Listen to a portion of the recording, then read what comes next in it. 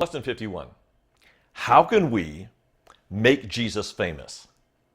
Great question. And the answer is in the ascension. For this question, we're going to have to move beyond the boundaries of the four Gospels into the book of Acts, which think of that as Gospel Part 2.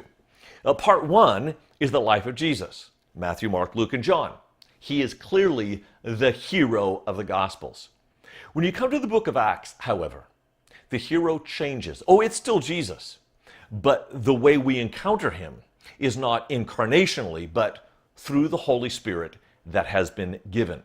In fact, little fun fact, the title Acts is a common title for books of the first century.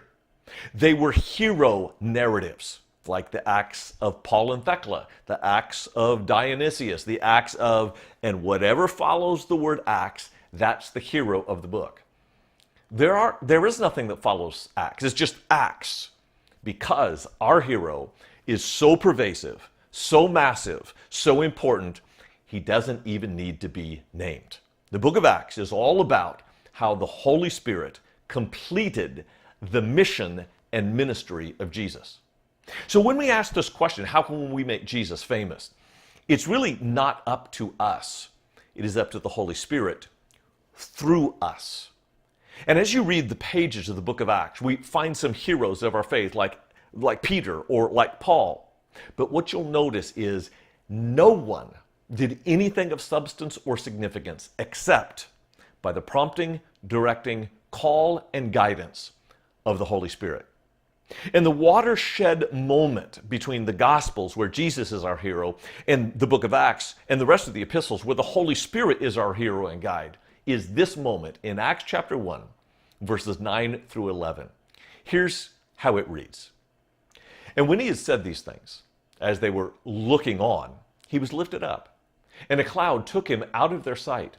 And while they were gazing into heaven as he went, behold, two men stood by them in white robes. I want to talk about those two men in white robes. But first, I want to just lay out, like the rest of the epistles, on this event. Almost every New Testament book mentions the event, even though only Acts describes it. Virtually every other epistle and the general epistles, even Revelation, talks about Jesus ascending into heaven. And what's he doing up there? He's sitting. Oh, he's not passive. Sitting is the job of a king when he sits on his throne. And though it is true that Jesus was king on earth, that's why he was crucified, he really wasn't enthroned to begin his universal reign until the ascension. So this is a markedly important moment.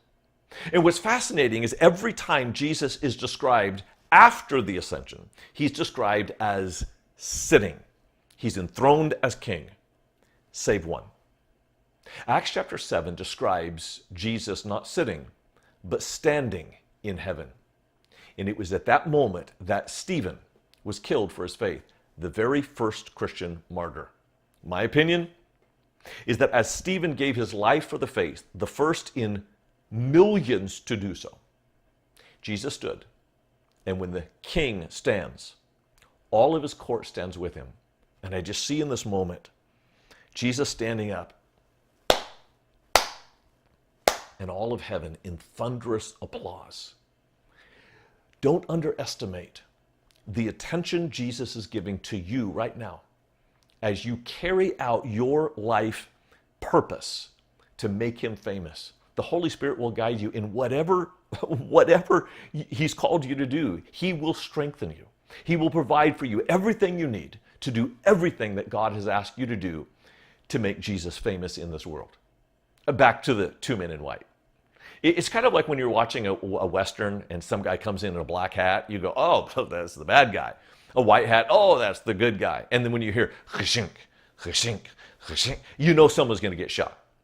In the biblical narrative, when you have two men dressed in white, they're angels.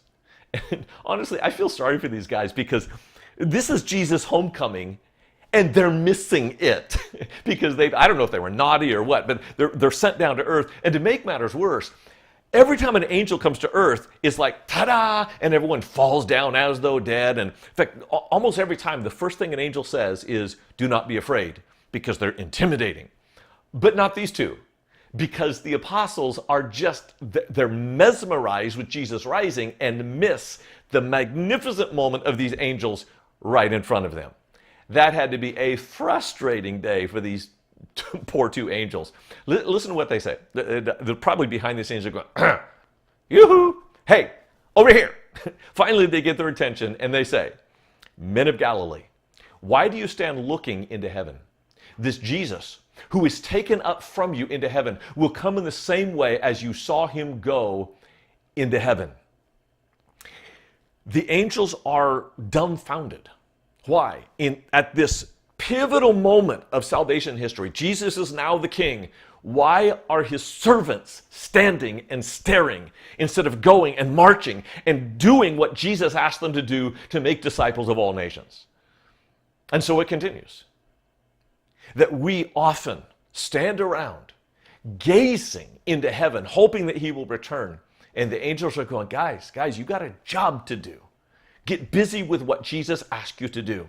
Specifically, there are two things that we must do prior to the coming of Jesus. Number one is ethnic evangelism. Jesus said that we were to go into all the world and make disciples of all nations. Of course, that word probably is better translated as tribes, people groups, language groups, cultural groups. They all need Jesus. And as the book of Acts unfolds, particularly chapter 6 through 10, you see what lengths God went to get his people to tell other people about Jesus who were different from them. That is our task. The second task is strategic influence.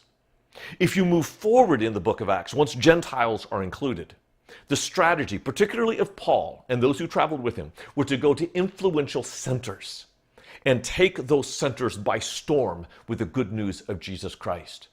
Often the church is found in the suburbs, pulling away from the epicenter of influence in our culture. We need to be change makers where changes are made.